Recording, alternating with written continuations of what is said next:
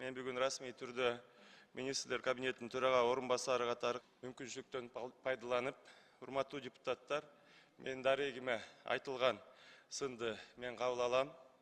Бул боюнча мен кесе айта алам. Мен эч качан Жогорку Кеңеш, Кыргыз Республикасынын Жогорку Кеңешинин конституциялык укуктары жана милдеттерине, эл шайлаган депутаттардын ыйгарым укуктары жана макамына, жалпы эле биздин мамлекетибиздеги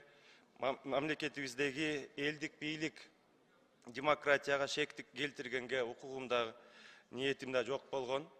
Ошондуктан кандайдыр бир эмоцияга алдырып, ашыкча сөздөр менен мына бүгүн ошондой бир сөздөр болгон үчүн бүгүн дагы бир жолу расмий түрдө урматтуу төрага, урматтуу Нурлан Тургунбекович, урматтуу депутаттар, кечирим сураймын.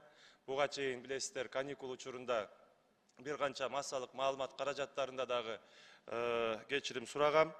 Ошондуктан ушул мүмкүнчүлүктөн пайдаланып, Жогорку Кеңештин басымдуу көпчүлүгү тарабынан өкмөт сунуштаган долбоор, мыйзам долбоорлору, мыйзам программаларды колдоп берүүңүздөргө дагы терең ыраазычылык билдирем.